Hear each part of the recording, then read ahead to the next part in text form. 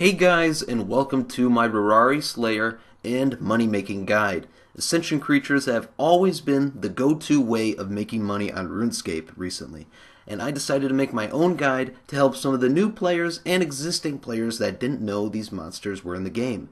Not only are they great for range and Slayer XP, but for money as well, so by all means, let's get started. In order to start making your future bank, you need a few levels, so let's go through some of the requirements. Right off the bat, you need 81 Slayer. 81 Slayer allows you to kill Rorarii and the other Ascension creatures other than the bosses. For the bosses, you need 95 Slayer, so keep that in mind. The next requirement would have to be a minimum of 70 range and 70 defense. Keep in mind that we are going for fast kills for faster money, so I would recommend 85 plus range and defense. Also take note that all Ascension creatures can only be damaged by ranged attacks, so melee and magic attacks will not work. Now let's get into the creature itself by discussing its stats. The Rorarii have 6000 HP with relatively low defense. They can be easily killed in 2 to 3 hits with high range, and they are of course weak to range. Their combat level is 84, so it's not bad for your Slayer test for the low-level players, so don't be afraid to kill these guys. And they like to use magic attacks, and they are semi-aggressive, so use all the area of effect attacks that you have to get the most kills per hour, and some of them will start attacking you without you even attacking them. When you walk into the dungeon, they won't start attacking you unless you engage a fight. Now let's get into the armor and weapons you should have when fighting these guys. As for armor, you really don't need that much. I know I have Pernix there for our armor. You don't need that. You don't need Death Lotus. I use Armadil, and to be completely honest, Royal will do you just fine. So have some Royal or Armadil and you'll be fine. You don't really need to use Death Lotus or waste your Pernix on them, but if you really want to get kills fast for some reason, go ahead and use that.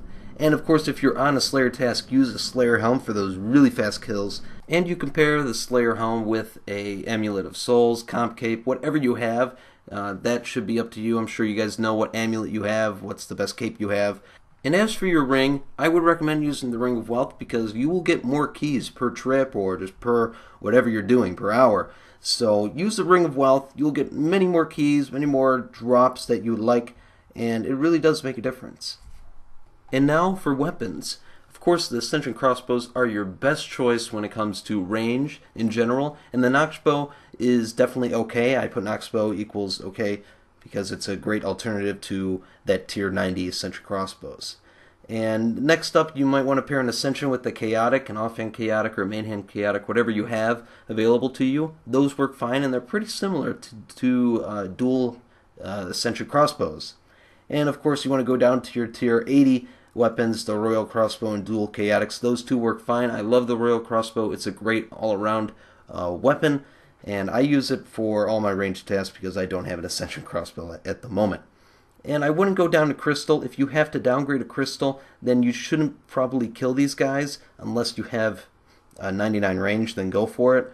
But I'd work for Dual Chaotics or a Royal Crossbow if you have to downgrade a Crystal. That is just my advice to you. And now for some side notes. We're going to go over Prayer, Summoning, Herblore, and Auras. Let's start with Prayer. While fighting Rorarii, you might want to use Protect from Mage or Deflect, and those require 39 Prayer. I'm sure you guys all have that, and even 65 Prayer. So the levels really don't matter in this case unless you're going for Anguish for those faster kills. Then definitely use Anguish if you can afford the Prayer potions or you have the Penance Aura on you.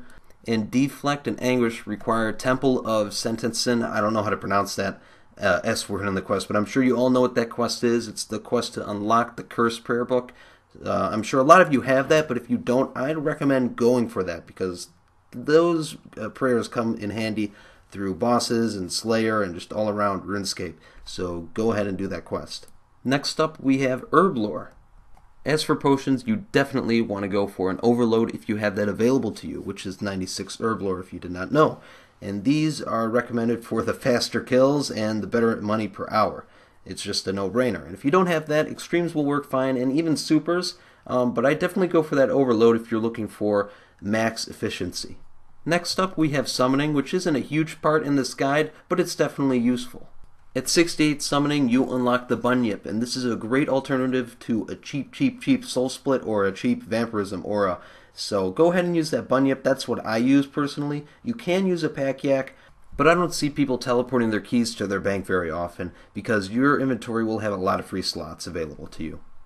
And lastly, we have auras, Vampirism and Penance. Vampirism is pretty much a cheap Soul Split. It heals 5% of the damage you deal. And the Penance aura gives you 5% of the damage you receive in prayer points. So that's pretty good here, but in my opinion, I would think that Vampirism does more because Rorarii don't really hit you that often at high levels. But if you're a low level, Penance aura can be very useful to you. With all this said and done, let's go into the action bar and our inventory setup. As for my setup, it's pretty simple because I am 99 range, prayer, and defense, so I only need some overloads to get those fast kills. I don't really need prayer potions because I have a Vampirism aura on. I would have penance if I didn't have this activated. So I don't need to use prayer when I'm 99 defense and range that much, but I do use anguish from time to time, and I will bring prayer potions. But as for my backpack, my inventory, I have 2 overloads, some food just in case, and 2 bunyip pouches, and that will do me just fine. As for my equipment, this is what I wear. I wear a kiln cape, full armadillo other than the helmet, which is a Slayer helm. I use a Fury, Royal Bolts, Royal Crossbow, Ring of Wealth, Sign of Life, because I just like to fill in that slot, and the Vampirism aura, of course. As for the action bar, you have your Piercing Shot, of course, the basic ability, and then you have Ricochet to get those area of effect kills. Then I use Sacrifice every once in a while, Fragment Shot to get those nice bleeds in there, and then Dazing Shot is also good. As for my thresholds, I have Snapshot, Rapid Fire, and Bombardment, which is a nice area of effect attack. I also use Tight Bindings every once in a while. It doesn't really have an effect. I don't need to stun the Rorarii. And then for my ultimate, I have Death Swiftness, which requires completion of World Wakes, which is a very easy quest. You don't need any quest for it, so I'd recommend everyone to do that because this is very useful along with Sunshine, the magic ability. You get this recharged pretty quickly. You get 30 seconds pretty much in a hurricane circle, and you could just deal tons of damage in that. Then I have my Deflect Magic on just if I need it. My food, which should be Monkfish, Surge, doesn't matter, and Shadow Tendrils do lots of damage. And I would use this every once in a while, but you do need a heal, and that's where the Vampirism aura comes in once again. As for how to get to the dungeon, it is very simple. I'm sure all of you know, but I will explain it to you. Go to your lodestones, and you want to unlock the Oogaloog, however you pronounce that, lodestone, which is just east of mobilizing armies, and you could buy a Ring of Dueling to teleport to mobilizing armies. Just go east, and you should hit this lodestone. Once you hit this lodestone, simply go west a few spaces, and you will hit this dungeon right over here. This guy right here has no value to you unless you want to build an Ascension crossbow. We'll make one. So if you have to, then go ahead and talk to him. The only bad thing with this whole method is that it is very crowded, and a lot of people know about it.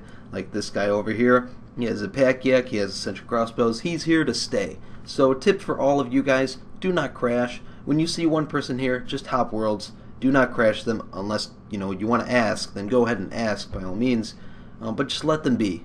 Let them be. Find another world. However, there is a second spot in this place which is less effective than this spot. This spot is the most effective spot for you for killing Rorarii, and I will show you that right now. On the world map, it is a little bit difficult to see and know where everything is if this is your first time, but this is where you come in. This is where I just was, and this is the Rorarii area right here that I'm circling with my mouse. You simply just want to go over here to the left, follow my cursor, go across the shortcut, which requires, I believe, 70 agility. If not, it's like 65. Continue north, go to the right of these 2 laboratories, and in this room right over here is going to be your second most effective spot in killing Rorarii. So if this spot's full in every world and you've hopped every world, then you might want to just go over here and you'll have a better chance of finding an empty spot. You can get over here without using the agility shortcuts. If you don't have those available to you, you just have to go a very long way around, but you will make it. Once you find an empty world, just go ahead and start killing them. You can see that I already have 4 guys on me. I'm using my area of effect attacks, bombardment. That guy just attacked me over here. So you'll eventually have quite a bit on you. And that's what you want to do here. You just want to get as many on you as possible. Maybe not attack every single one. They will eventually attack you. And it's very simple. It's like any other Slayer monster. You go ahead and kill them. It's not like a boss. There's nothing secretive to it or some kind of method. You just kill them with the best armor and weapons you have.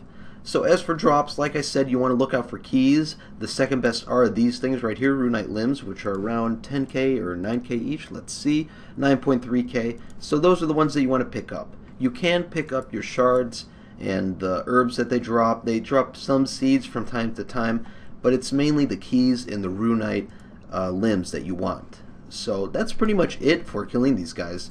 I'm going to go into post commentary right now, and we're going to talk about the XP rates and money per hour. This method of making money is absolutely amazing. I love doing it. I love doing it when I was playing on my Ironman account, and on my second screen I was doing this on Rorarii, making some money for my next bond to pay for membership. So it's great. There's many uses for this, whether it's just money, paying for your bonds, other accounts membership, and it's just great. It's a nice AFK money making method where you get tons of XP, tons of money, and it's relaxing. You don't have to worry. If you're a high level, you don't have to worry, but if you're a low level, then you have to pay attention. As for the money and XP rates, let's start with the GP per hour. You can expect around 2.1 mil to 2.5 mil an hour at this. Now, before you start commenting in the comment section below, I got 1.5. I usually get 1 mil. My drop rate sucks. Yeah, the RNG is a little bit crazy here from time to time, but you can end up getting 4 mil a trip. An hour trip. It just depends on your luck most of the time, but the average is around 2 mil an hour. So expect making lots of money here. There are better money-making methods out there like QBD, but this is a great AFK alternative. As for your XP per hour, you can expect around 175k to 200k XP an hour, depending on how fast you kill, if you're using overloads or the best weapons, best prayers, all that kind of stuff. So it all depends on that. But you can expect 175 to 200k range XP or defense XP, depending on what you're using. So that's going to be it for this guide. That's really all I have for you. New guides to come out, like a Barrow's Ironman guide for low to medium levels. Maybe some more Slayer creature guides to come out in the near future. Look out for those. If you have any requests, please put them down in the comments below. I'd love to hear them. But yeah, that's going to be it. I hope you all enjoyed. If you did, make sure to give it a like, subscribe if you haven't already, and comment down below. And I will see you next time.